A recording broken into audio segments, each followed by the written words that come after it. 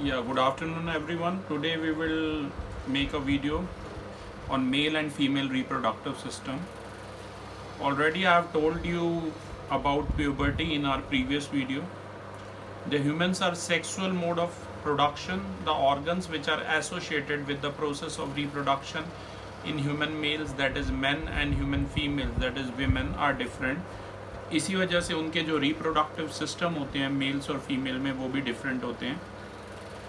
Mails में जो system होता है उसे हम मेल रिप्रोडक्टिव सिस्टम बोलते हैं और फीमेल में जो होता है उसे फीमेल रिप्रोडक्टिव सिस्टम बोलते हैं. Reproductive system in human beings it become functional और it start functioning at a definite age. उस एज को हम कहते हैं puberty, right. Male reproductive system की बात करेंगे, आप डायग्राम में देख सकते हैं राइट हैंड साइड पर. ह्यूमन मेल जो रिप्रोडक्टिव सिस्टम है बेटा, वो कंसिस्ट करता है बहुत सारे ऑर्गन से, जैसे कि टेस्टिस, स्कॉटम, एपिडिडमिस, वैस, डिफरेंस जिसे स्पर्म डक्ट भी कहते हैं, seminal vessels, prostate gland and पीनस. Okay, human male reproductive system का डायग्राम आप मेरे राइट हैंड साइड पे देख सकते हैं. ये टेस्टिस, ये पीनस, ये यूरेथ्रा एक ट्यूब है, वैस डिफरेंसेस या स्पर्म डक्ट भी है, एपिडिडमिस, स्कॉटम, ये है हमारी प्रोस्टेट ग्लैंड, ये सेमिनल वेसिकल, ये आप देख सकते हैं. अब बात करेंगे ह्यूमन मेल को मैन कहते हैं, तो हम ये भी कह सकते हैं कि ये रिप्रोडक्टिव सिस्टम मैन का है. टेस्टिस ओवल शेप्ड ऑर्गन्स होती हैं, जैसे कि आप फिगर में देख भी रहे हैं, right. Testis Oval shaped organs हैं जो एब्डोमिनल कैविटी के बाहर लाई करती हैं. एक मेल के दो टेस्टिस होते हैं. टेस्टिस प्राइमरी रिप्रोडक्टिव ऑर्गन है मेल्स में. इसका जो फंक्शन है वो है मेल सेक्स सेल्स बनाना, जिसे हम स्पर्म कहते हैं. तभी स्पर्म कहाँ कंटेन रहता है? टेस्टिस में रहता है, ये भी ध्यान रखना. और इसके अलावा इसका फंक्शन है मेल सेक्स हार्मोन्स बनाना, जिसे टेस्टेरोन कहते हैं, राइट. आपको ये बात नोट करनी है कि जो टेस्टिस होते हैं किसी भी मैन के, वो सेक्स गैमेट्स या स्पर्म्स बनाते हैं जब वो प्यूबर्टी अचीव कर लेता है, उसके बाद से लेकर थ्रू आउट हिज लाइफ तक. जो टेस्टिस होते हैं किसी भी मैन के, वो स्मॉल मस्कुलर पाउच में होते हैं, उसे हम कहते हैं स्क्रोटम. ठीक है, ये आप देख सकते हैं स्क्रोटम. ये एब्डोमिनल कैविटी के बाहर होते हैं. The testis are outside the abdominal cavity of the body, क्योंकि जो स्पर्म फॉर्मेशन होता है उसे लोअर टेम्परेचर की ज़रूरत होती है as compare to the normal human body temperature. और क्योंकि ये बाहर होते हैं एब्डोमिनल कैविटी के, तो जो टेम्परेचर होता है स्कॉटम का वो लगभग 3 डिग्री सेल्सियस लोअर होता है than the temperature inside the body. तो 3 डिग्री सेल्सियस का डिफरेंस होता है, याद रखना. इस तरीके से जो टेस्टिस हैं वो एक ऑप्टिमल टेम्परेचर मेंटेन करके रखते हैं, जो कि स्पर्म बनाने में हेल्प करता है. The sperm formed in testis it comes out and go into a coiled tube. ये जो स्पर्म बना है टेस्टिस के अंदर, ये कॉइल्ड ट्यूब जिसे एपिडिडमिस कहते हैं उसमें जाता है. जैसे कि यहाँ पर आप फिगर में देख भी सकते हैं, ये है एपिडिडमिस, जो भी स्पर्म फिर देखिए ट्यूब के थ्रू यूरेथ्रा के होते हुए पेनिस से बाहर इजेक्ट होता है, राइट, ड्यूरिंग सेक्सुअल रिप्रोडक्शन के दौरान ऐसा होता है. एपिडिडमिस से जो स्पर्म है वो एक लॉन्ग ट्यूब, जिसे हम वैस डेफरन या स्पर्म डक्ट भी कहते हैं, जो एक और ट्यूब है यूरेथ्रा से ज्वाइन होती है, उससे उसके थ्रू ट्रैवल करता है and coming from the bladder along. जब ये वेस्ट डिफरेंस के पाथ से होके गुजर रहा होता है, तो ऐसी ग्लैंड जिन्हें हम सेमाइनल वेसल्स कहते हैं और प्रोस्टेट ग्लैंड जो होती है वो ऐड कर देती है इनके सेक्रेशन को. उनके अंदर भी जो मटेरियल प्रेजेंट होता है उन्हें सेक्रेट करती हैं स्पर्म में, ताकि स्पर्म जो है अब एक लिक्विड की फॉर्म में ट्रैवल करता है. यही जो लिक्विड प्लस द स्पर्म, इसी को हम सीमेन कहते हैं, right. The secretion of seminal vessels and prostate gland, it provides nutrition to the sperm. यही जो सेक्रेशन था सेमिनल वेसल्स का और प्रोस्ट्रेट ग्लैंड का, ये न्यूट्रिशन प्रोवाइड करता है स्पर्म को, और इसके अलावा उसके ट्रांसपोर्ट को इजी बनाता है। यूरेथ्रा एक कॉमन पैसेज बनाता है स्पर्म और यूरिन के लिए। मैंने पहले भी बताया था मेल रिप्रोडक्टिव सिस्टम में ये यूरेथ्रा एक पाइप की तरह है, और एक ही है जहाँ से यूरिन भी निकल सकता है और स्पर्म भी निकल सकता है। Urethra carries out the sperm to an organ जिसका नाम है penis, which opens outside the body. Males में ये बाहर की तरफ होता है, आपको पता ही है। The penis passes the sperm from the men's body into the vagina in women's body. Sexual reproduction के दौरान यही स्पर्म जो है मेल के पेनिस के थ्रू होता हुआ एंटर करता है फीमेल वजाइना में, और आगे जाके जायगोट फॉर्म करेगा, और वही जायगोट फिर क्या करेगा, फुल ऑर्गेनिज्म बनाएगा। ठीक है, ये ध्यान रखना, मेटिंग के दौरान ऐसा होता है। तो आपको ध्यान रखना है कि ह्यूमन मेल में एक ही ओपनिंग होती है, यूरिन के लिए भी और स्पर्म्स के लिए भी। ठीक है, ये आपको ध्यान रखना है। पर ऐसा कभी इकट्ठा नहीं होगा कि यूरिनेशन और स्पर्म जो है एक साथ निकले, ऐसा कभी नहीं होता। द फीमेल रिप्रोडक्टिव सिस्टम की बात करेंगे आप। ठीक है, ये था हमारा मेल रिप्रोडक्टिव सिस्टम। अब ह्यूमन फीमेल रिप्रोडक्टिव सिस्टम में आप देख सकते हैं फिगर में भी क्या क्या मेन चीज़ें हैं जो आपको ध्यान रखनी है। ओवरीज, ओविडक्ट्स, ओविडक्ट्स को ही हम फेलोपियन ट्यूब्स कहते हैं, यूट्रस और वेजाइना। ये देखिए, ये वजाइना, ये सर्विक्स, ये यूट्रस, ये ओवरी, जैसा कि आप डायग्राम में देख सकते हैं। ये फनल है ओविडक्ट की, ये ओविडक्ट यानी कि फेलोपियन ट्यूब्स हैं। फर्दर ये फनल है ओविडक्ट की, और ये ओवरीज है। ठीक है, अब ओवरीज आप देख सकते हैं बेटा, ये रिप्रोडक्टिव सिस्टम किसका है, विमेंस का है, फीमेल का है। ओवरीज जो होती हैं वो ओवल शेप्ड ऑर्गन्स होती हैं, जैसे कि आप यहाँ पर देख सकते हैं, ये ओवरीज हैं, ओवल शेप्ड ऑर्गन्स हैं, और ये एब्डोमिनल कैविटी ऑफ फीमेल के किडनी के पास में ही प्रेजेंट होती हैं। एक विमेन में 2 ओवरीज होती हैं। ओवरीज जो हैं वो सबसे प्राइमरी रिप्रोडक्टिव ऑर्गन्स हैं फीमेल्स में, और ओवरीज का जो फंक्शन है वो मैच्योर फीमेल सेक्स सेल्स या फीमेल गैमेट्स बनाना है, जिन्हें हम कहते हैं ओवा या एग्स कहते हैं, राइट। और यही आगे जाके फीमेल सेक्स हॉर्मोन्स, जिन्हें हम ऑस्ट्रोजन और प्रोजेस्टेरॉन, ये कल भी मैंने बताया था, ये कहते हैं, राइट। हर ओवरी में थाउजेंड्स की संख्या में फॉलिकल्स होते हैं। ठीक है, जो एक तरह के अनराइप एग्स या अनराइप ओवाज होते हैं। प्यूबर्टी के टाइम पर ये जो फॉलिकल्स होते हैं ये मैच्योर हो जाते हैं और राइप एग्स बनाते हैं, और राइप ओवा बनाती है। ठीक है, जो फर्टिलाइजेशन के लिए जरूरी भी है। ओवरीज के ऊपर आप देख सकते हैं कि जो ट्यूब्स हैं उन्हें हम ओविडक्ट्स कहते हैं। ये आप देख सकते हैं फिगर में, ओवरीज के ऊपर जो ये ट्यूब्स हैं इन्हें हम ओविडक्ट्स कहते हैं, और इन्हें फेलोपियन ट्यूब्स भी कहा जाता है। ये जो ओविडक्ट्स हैं ये डायरेक्टली ओवरीज के साथ कनेक्ट नहीं होते, पर इनकी फनल शेप ओपनिंग्स होती है जो कवर करती है ओवरीज को। ओवम यानी कि एग सेल जो ओवरी के द्वारा रिलीज किया जाता है, it goes into the oviduct. ये ओविडक्ट में जाता है, देख रहे हो यहाँ पर आप, ओविडक्ट में जाता है और उसकी फनल शेप्ड ओपनिंग के थ्रू जाता है। जो फर्टिलाइजेशन होता है एग का स्पर्म के द्वारा, ये ओविडक्ट के अंदर ही होता है, राइट। अब जो ये 2 ओविडक्ट हैं लेफ्ट और राइट में आप देख सकते हैं, ये फर्दर कनेक्ट हैं एक बैग लाइक ऑर्गन से, उसे हम कहते हैं यूट्रस या वूम भी कहते हैं। ठीक है, एट देयर एंड्स ये वाला जो पार्ट है ये यूट्रस है या वूम है। जो ग्रोथ और डेवलपमेंट हो रहा है फर्टिलाइज ओवम का या फर्टिलाइज एग का, जो फर्टिलाइज एग बेबी में कन्वर्ट हो जाएगा आगे जाके, वो सब का सब यूट्रस के अंदर होता है। Uterus is further connected through a narrow opening. ये देखिए यूट्रस के यहाँ पर एक ओपनिंग है, इसे सर्विक्स कहते हैं, राइट। और फर्दर जो है एक और ट्यूब में जा रहा है जिसे वजाइना कहते हैं, और ये कहाँ पर हो रही है, ये ह्यूमन बॉडी मतलब विमेंस की बॉडी के बाहर की तरफ है।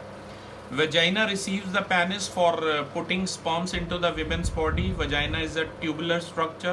It is also called birth canal. अब जो भी बेबी होता है वो या तो यहाँ से होगा, नॉर्मल डिलीवरी होगी, और अगर सिजेरियन होता है तो स्टमक में कट करके होता है। ओके, ध्यान रखना।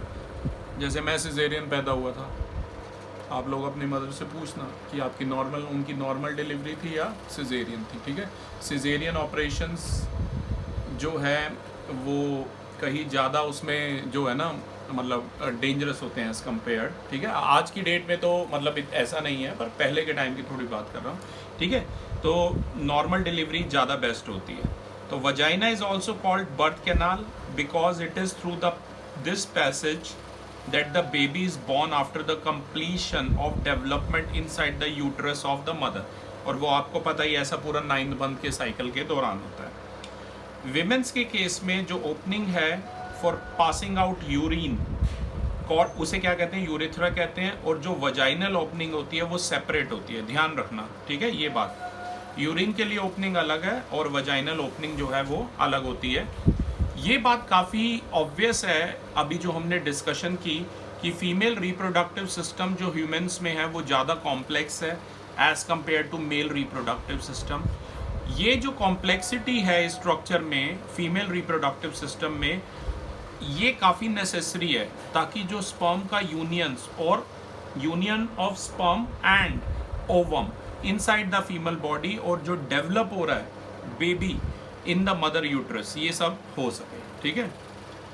और नेचर ने ये जो ताकत है सिर्फ फीमेल्स को दी है, मेल्स को नहीं दी है, राइट। ये ध्यान रखना। फर्टिलाइजेशन की बात करेंगे। ह्यूमन बीइंग्स में इंटरनल फर्टिलाइजेशन होता है। जो भी स्पर्म या मेल गैमेट्स हैं जो टेस्टिस के अंदर बन रहे थे मेल में, वो इंट्रोड्यूस हुए हैं ड्यूरिंग सेक्सुअल कॉन्टैक्ट और वो वजाइना में इंसर्ट हुए हैं, ठीक है ना। विमेन की वजाइना में through penis and during copulation, जिसे आप मेटिंग भी कह सकते हैं या सेक्स के दौरान भी आप कह सकते हैं। इस तरीके से मिलियंस ऑफ स्पर्म रिलीज किए जाते हैं वजाइना में एक ही समय पर। ये जो स्पर्म है ये काफ़ी एक्टिव होते हैं और मोबाइल होते हैं। ये स्पर्म मूव करते हैं थ्रू सर्विक्स और फर्दर यूट्रस में जाते हैं। ये देखिए, ये इस तरीके से ट्रैवल कर रहे हैं और फर्दर मैंने बताया था ओविडक्ट में ही के थ्रू जाते हैं, ठीक है। यूट्रस से यही स्पर्म पास करते हैं फर्दर ओविडक्ट्स में। अब एक जो ओविडक्ट्स है वो ओवम यानी कि एग सेल कंटेन करता है जो रिलीज हुआ था ओवरी के द्वारा, ओवल्यूशन के द्वारा, ठीक है। जब ओवल्यूशन स्टेज में था तो एक ही स्पर्म जब फ्यूज कर जाएगा ओवम के साथ, सिर्फ एक ही sperm, millions of sperm eject किए थे लेकिन सिर्फ एक ही स्पर्म काफ़ी है, ओके। और उसमें भी जो सबसे तेज होता है वही करता है, ये ध्यान रखना। वो फ्यूज करेगा ओवम के साथ ओविडक्ट में और जाइगोट बनाएगा। इसी प्रोसेस को हम फर्टिलाइजेशन कहते हैं। और जो फर्टिलाइजेशन ओवम का हो रहा है वो ओविडक्ट में ही होता है। अब आएगा कि एम्ब्रियो कैसे डेवलप होगा। एम्ब्रियो जो बेबी है इनसाइड द मदर्स वूम, जब भी ओवम या एग फर्टिलाइज हो रहे हैं ओविडक्ट में तो एक जाइगोट बनता है। ये जाइगोट फर्दर डिवाइड हो जाता है माइटोसिस के द्वारा लगातार and it moves down slowly in the oviduct. और बहुत धीरे धीरे देखिए ओविडक्ट में ये मूव करता है और ये फॉर्म करता है एक hollow ball of 100 of cells. एक खाली बॉल बनाएगा जिसमें बहुत सारे सेल्स कंटेन करेगा। ये जो हॉलो बॉल है सेल्स की, इसको अब हम क्या कहते हैं, एम्ब्रियो कहते हैं। ये सिंक कर जाता है सॉफ्ट और थिक लाइनिंग में यूट्रस की, जैसा कि आप देख रहे हैं, और उसी में एम्बेडेड हो जाता है।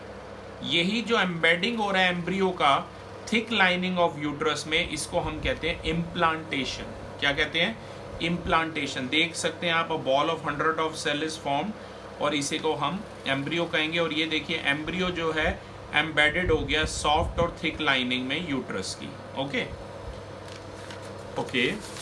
इसके बाद ध्यान दीजिए, इम्प्लांटेशन के बाद एक डिस्क लाइक टिश्यू डेवलप हो जाएगा यूट्रस वॉल में या यूट्रेन वॉल में आप कह सकते हैं, और एम्ब्रियो के बीच में, जिसे हम फीटस भी कहते हैं, राइट। और इसको फर्दर हम प्लेसेंटा कहते हैं। ये क्वेश्चन शायद आया था आपका, प्लेसेंटा क्या है, राइट, ठीक है। तो ध्यान रखना, इम्प्लांटेशन के बाद एक डिस्क की तरह स्पेशल टिश्यू डेवलप हो रहा है यूट्रस वॉल के बीच में और फीटस के बीच में, उसी को प्लेसेंटा कहते हैं। जो फीटस है वो फर्दर कनेक्टेड है प्लेसेंटा से मदर्स की बॉडी में थ्रू अम्बिलिकल कॉर्ड। ये कॉर्ड होती है, जब बच्चा पैदा होता है तो ये मदर के साथ अटैच होता है, राइट। ये कॉर्ड फिर वो पैदा होने के बाद काट देते हैं। एक है ना अलग वो आया था निमान के टाइम पे, आई रिमेम्बर। तो ये कॉर्ड है ना, एक कंपनी है वो प्रिजर्व करती है और इससे वो सेल्स बनाते हैं, स्टेम सेल थेरेपी में काम आते हैं, ठीक है। तो उसके उस समय कुछ लगे थे 1 लाख के अराउंड रुपीज़। तो ये वाली इम्बिलिकल कॉर्ड एक पर्टिकुलर कंपनी है, मैं नाम बताऊंगा उसका, वो प्रिजर्व करती है 20 ईयर्स तक। क्योंकि पहले ये माना जाता था कि जो स्टेम सेल्स हैं वो इसी से लिए जा सकते हैं, ठीक है।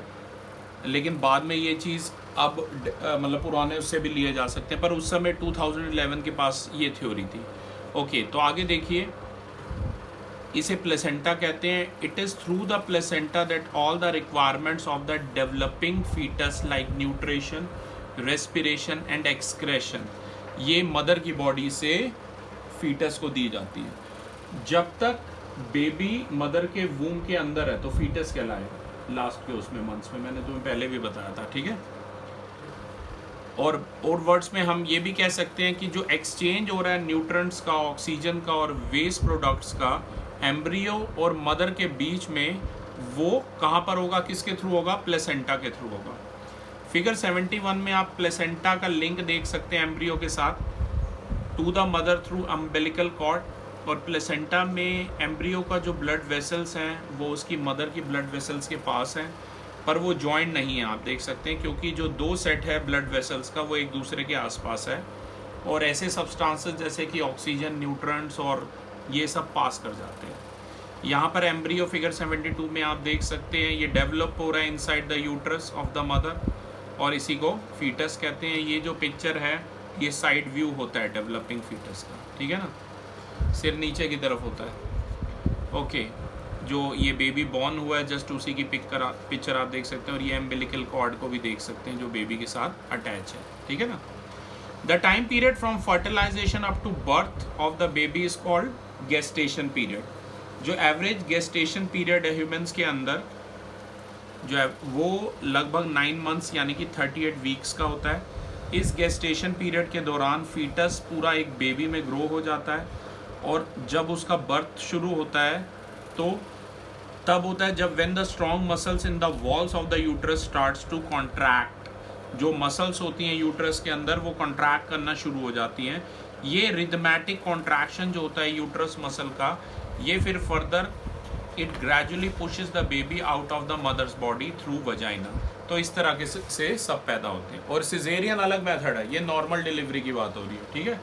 सिजेरियन में कट लगाते हैं वो। ओके, अब हम बात करेंगे जाइगोट में, एम्ब्रियो में और फीटस में क्या डिफरेंस है। जाइगोट तब फॉर्म होता है जब फ्यूजन होता है मेल और फीमेल गैमेट्स का। एम्ब्रियो तब फॉर्म होता है जब रिपीटेड सेल डिवीज़न होता है किसका, जाइगोट का। और फीटस तब फॉर्म होता है जब एम्ब्रियो डेवलप कर जाता है। शुरू की स्टेजेस में एम्ब्रियो बोलेंगे, और जब डेवलप हो जाएगा तब फीटस बोलेंगे, और जब जन्म ले लेगा आफ्टर बर्थ उसे बेबी बोलेंगे, ध्यान रखना। Zygote is the beginning of the formation of a baby.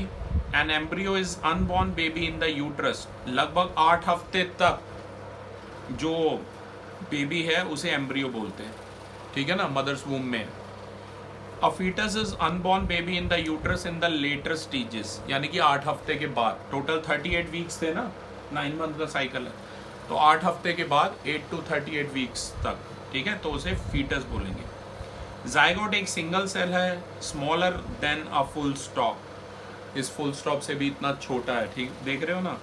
और एम्ब्रियो एक मल्टी सेलुलर है, और इसकी जो बॉडी का फीचर है वो ग्रोइंग बेबी में in the embryo are not matched up. और फीटस जो है वो भी मल्टी सेलुलर है, उसके बॉडी फीचर्स जो हैं डेवलपिंग बेबी के हैं, जैसे कि hands, leg, head, eyes, years etcetera, उन्हें हम आइडेंटिफाई कर सकते हैं। यहाँ पिक्चर में आप जाइगोट को देख सकते हैं, ये एम्ब्रियो को देख सकते हैं, अभी बॉडी पार्ट्स बनना शुरू नहीं हुए, और ये फीटस को देख सकते हैं, ठीक है, ये बन गए। इसके बाद क्लास हम बात करेंगे सेक्सुअल साइकिल इन फीमेल्स के बारे में, यानी कि मेंसुरेशन साइकिल के बारे में। अब हम सेक्सुअल साइकिल ह्यूमन फीमेल्स का स्टडी करेंगे। जब भी कोई गर्ल चाइल्ड बॉर्न होती है तो उसकी ओवरीज ऑलरेडी कंटेन करती है थाउजेंड्स ऑफ इमेच्योर एग्स, जिन्हें हम ओवा भी कहते हैं, वो उसकी इमेच्योर फॉलिकल्स में प्रेजेंट होते हैं। जब भी कोई लड़की अपनी प्यूबर्टी को अचीव कर लेगी तो एक फॉलिकल जो है वो डेवलप करेगा एट अ टाइम, और वो एक मैच्योर ओवम या मैच्योर एग बनाएगा, और मैच्योर होने पर ये फॉलिकल बर्स्ट कर जाएगा, और जो ओवम या एग है, ओवम या जो एग है वो शूट आउट करेगा ओवरी में से, और इसी को हम ओवल्यूशन कहते हैं। ये ध्यान रखना, जो रिलीज हो रहा है किसी भी ओवम या एग का ओवरी से, उसे हम क्या कहेंगे? ओवल्यूशन कहेंगे। एक नॉर्मल हेल्दी गर्ल या वीमेन में ओवल्यूशन जो टेक प्लेस करता है वो 14 डे पर करता है at the beginning of menstrual cycle of 28 days. इसका ये मतलब है कि ये ओवल्यूशन जो है ये मिडल ऑफ मेंस्ट्रुएशन साइकिल में करता है, क्योंकि 14 डे मिडल है और टोटल 28 डेज का साइकिल होता है। ह्यूमन फीमेल या गर्ल्स में जो ओवरीज हैं वो ओवम या एग को रिलीज करती हैं हर 28 दिन में एक बार, जब वो प्यूबर्टी अचीव कर लेती हैं उसके बाद। तो गर्ल्स में जो ओवल्यूशन स्टार्ट हो जाता है जब वो प्यूबर्टी अचीव करती हैं। आपको ये बात नोट करनी पड़ेगी कि ओवल्यूशन का मतलब ये नहीं है, it doesn't take place every day after puberty, daily नहीं होता, 28 डेज में लगभग हर मंथ में एक बार ही होता है, ठीक है। हम ओवल्यूशन के हर स्टेज के बारे में बात करें तो आपको जानना होगा जो ये इनर लाइनिंग है यूट्रस की, ये थिक हो जाती है और सॉफ्ट हो जाती है, क्योंकि इसके साथ बहुत सारी ब्लड वेसल्स या ब्लड कैपिलरीज जुड़ी हुई हैं। ये चेंजेस आते हैं यूट्रस में, ये काफ़ी नेसेसरी हैं, क्योंकि जो ओवम रिलीज किया जा रहा है ओवरी के द्वारा वो फर्टिलाइज होगा स्पर्म के द्वारा। तो यूट्रस को लगातार uterus has to be keep this fertilise ovum for further development and supplied with food and oxygen, right. तो आपको ये बात ध्यान रखनी है, क्योंकि ये कभी ना कभी एक बेबी में ग्रो करेगा जैसे जैसे समय बीतेगा। Sperm is not available at the time of ovulation, तो जो फर्टिलाइजेशन हो रहा है ओवम का वो टेक प्लेस नहीं करेगा। जो ये ओवम है वो फर्टिलाइज नहीं हुआ है, तो जो थिक और सॉफ्ट यूट्रस लाइनिंग है जिसमें बहुत सारी ब्लड कैपिलरीज प्रेजेंट है उनकी ज़रूरत नहीं होती। और जो अनफर्टिलाइज ओवम या एग है वो डाई कर जाता है एक ही दिन में, और यूट्रस की जो लाइनिंग है वो भी ब्रेक हो जाती है। जो थिक और सॉफ्ट यूट्रस लाइनिंग है वो बहुत सारा ब्लड वेसल कंटेन करती है, तो उनका ब्रेकिंग होता है। द ब्रेकिंग और disintegration of the uterus lining produces blood along with other tissues. यही जो ब्लड और बाकी के टिश्यूज हैं they comes out of vagina in the form of bleeding.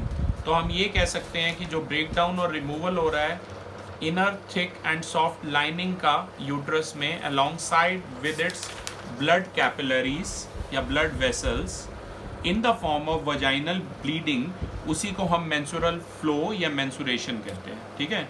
Hindi में इसे माहवारी कहा जाता है।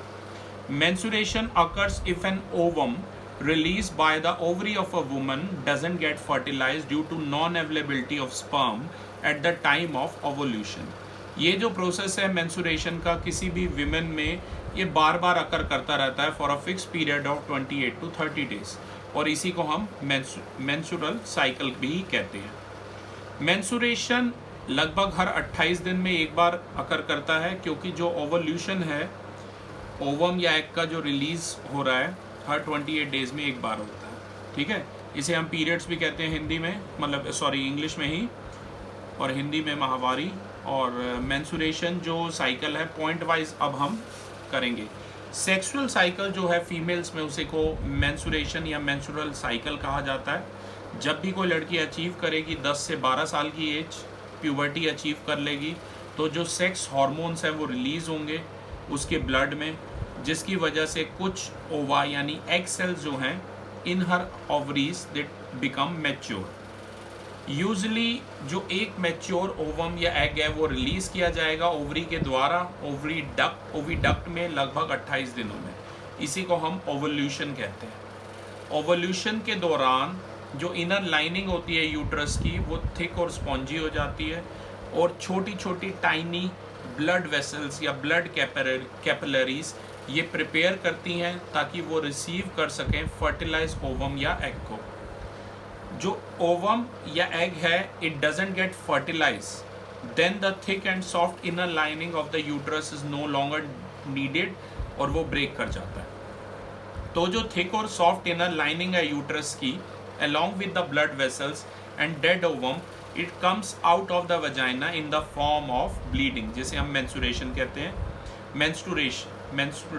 menstruation cycle कहा जाता है। ये लगभग 14 डेज में होता है ओवल्यूशन के बाद और लगभग 3 से 5 दिन तक रहता है। menstruation जब ओवर हो जाता है तो जो इनर लाइनिंग है यूट्रस की वो फिर से ब्लीड होना स्टार्ट कर देती है और वो रेडी हो जाती है अगले ओवम को रिसीव करने के लिए, इससे पहले कि वो फर्टिलाइज हो जाए। और अगर ओवम फर्टिलाइज नहीं होता अभी भी तो जो मेंस्ट्रुएशन साइकिल है वो बार बार होता रहता है। ये साइकिल ऑफ मेंस्ट्रुएशन ये तब तक रिपीट होता है हर 28 दिनों में एक बार, ठीक है।